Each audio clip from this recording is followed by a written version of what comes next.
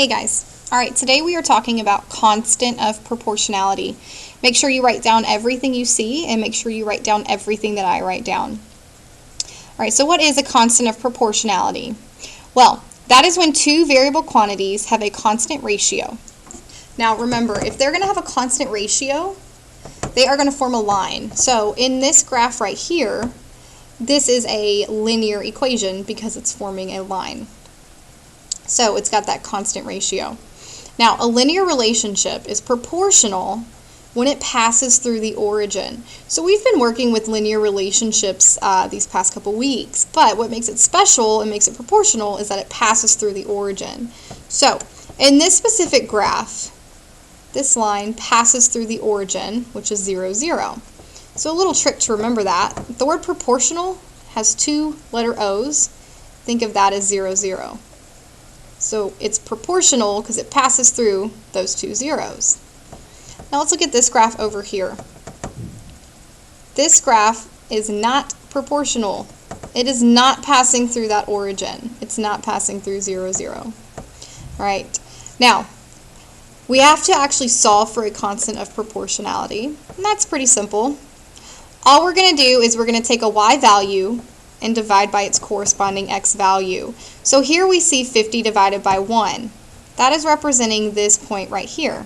Y is 50, x is 1. So 50 divided by 1 equals 50. If we chose the point to 100, that would be y equals 100, x equals 2. 100 divided by 2 is 50. So our constant of proportionality here would just be 50. Alright, let's do some examples together. So in example 1, Elvis bought a supersized bottle of hair gel for $25. Represent the relationship as a table, equation, and graph. Alright, so first of all, let's identify our variables. Well, that would be the number of bottles and the total cost. Now remember, our total cost depends on the number of bottles that are purchased. So the independent would be the number of bottles, and the dependent would be the total cost. Now, our unit rate, that's just asking, how much is each bottle going to cost? Well, the problem tells us that it is $25 for one bottle. So that's just $25 per bottle. Now let's fill in our table of x and y values. Remember, x is the number of bottles, and I'm going to abbreviate that with a b. Y is the total cost. Now keep in mind with a proportional relationship, we want to see if it's going to pass through the origin, which is 0, 0. So if x equals 0, if I buy 0 bottles of hair gel, then obviously I wouldn't owe any money. So I would owe $0. If we buy 1 bottle of hair gel, we know that's $25. If we buy 2 bottles of hair gel, well, that would just be 25 times 2, which is 50. 3 bottles of hair gel, 3 times 25 would be 75. 4 bottles of hair gel would be $100. And 5 bottles of hair gel would be $125. All right, let's identify a constant rate of change here. So, remember, constant rate of change is change in y divided by change in x. So, for change in y, if I'm going from 0 to 25, that is increasing by 25. 25 to 50 increases by 25. 50 to 75 increases by 25. So, our change in y is 25. Now, for x, 0 to 1 is increasing by 1. 1 to 2 is increasing by 1. And so on. So our change in x is going to be 1. So change in y divided by change in x. 25 divided by 1 equals 25. So our constant rate of change is 25. Notice that's the same as our unit rate. Alright, now let's write an equation to represent this. So remember, we always start out with y equals.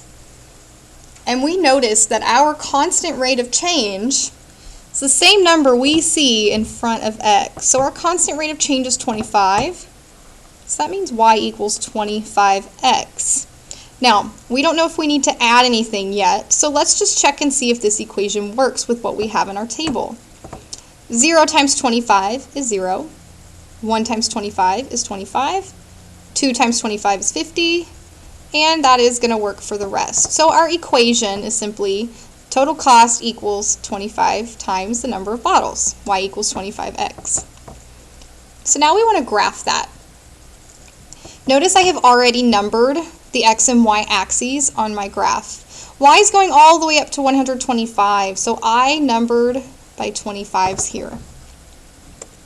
So my first point that I want to graph is 0, 0.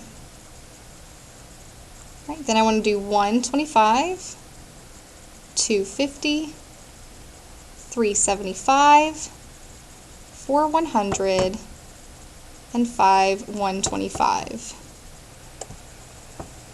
And then I am going to put a straight line passing through those points. And remember, this line is infinite. It goes on forever, so I have to put arrows at the end. So as we see, this is in fact a linear relationship, and it does pass through the origin at 0, 0. So this relationship is proportional. So now we just find the constant of proportionality. Remember, we're just taking a y value and dividing by its corresponding x. So we can choose any set of points that we want. So I'm going to choose the ordered pair 104. So y equals 100, x equals 4, and 100 divided by 4 is 25. So our constant of proportionality would be 25. All right. In example 2, it says Maggie sold Girl Scout cookies outside of Texas Roadhouse for 3 boxes for $15. She made $10 from cookies she sold the day before. Represent the relationship as a table, equation, and graph. All right, well, first of all, let's identify our variables. So, she's selling a certain number of boxes, then she's earning a total amount of money. So remember, her total amount of money she makes depends on how many boxes she sells. So the number of boxes is independent. The total amount of money she makes is dependent on that. Alright, so our unit rate, how much does it cost for 1 box? Well, if 3 boxes are $15, if we take 15 divided by 3, that would be $5 per box of cookies. Alright, let's fill in our table.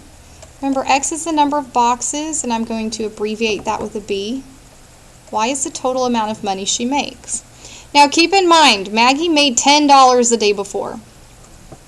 So if Maggie sells 0 boxes outside of Texas Roadhouse, she still has $10 from the day before. So her total amount of money is $10. Now, if Maggie sells 1 box, that would cost $5 plus the 10 from the day before, so she has a total of $15 she made. She sells 2 boxes at $5 per piece. That's $10 plus the 10 from the day before, and I'm sure you've already noticed the pattern. All right, so 3 boxes, that would be 15 plus 10. 4 boxes would be 20 plus 10. And 5 boxes would be 25 plus 10. So now let's find our constant rate of change. Alright, our change in y. 10 to 15, that's changing by 5. 15 to 20 is changing by 5. 5, 5, and 5. So our change in y is 5. Our change in x, 0 to 1 is 1. 1 to 2 is 1. And so on. So our change in x is 1. Change in y divided by change in x. That would be 5 divided by 1, which equals 5. So our constant rate of change is 5. Again, notice that constant rate of change is the same thing as the unit rate. Alright, now we can write an equation. So remember, it's always going to start with y equals. We know our constant rate of change is the number in front of x. So y equals 5x.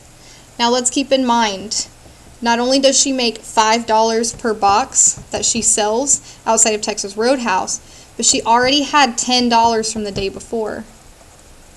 So we've got to add $10 to however much she makes outside of Texas Roadhouse. So y equals 5x plus 10. Now we are going to graph this. So our very first point would be 0, 10. If x is 0, I stay at 0. Y is 10, so I move up to 10. And I get 0, 10. Then I have 1, 15, 2, 20, 3, 25, 4, 30, and 5, 35. All right, so now that I have that straight line and I have connected my points, I'm going to put arrows at the end to show that this is continuous. So I have a linear relationship, but it does not pass through the point 0, 0. So this relationship is not proportional. Since it's not proportional, I cannot find a constant of proportionality. All right, now it's time for you to try. Make sure you fill in all of the following information and make sure you do complete everything so that you can get full credit on your video notes. Have a wonderful day, and I will see you next time in class.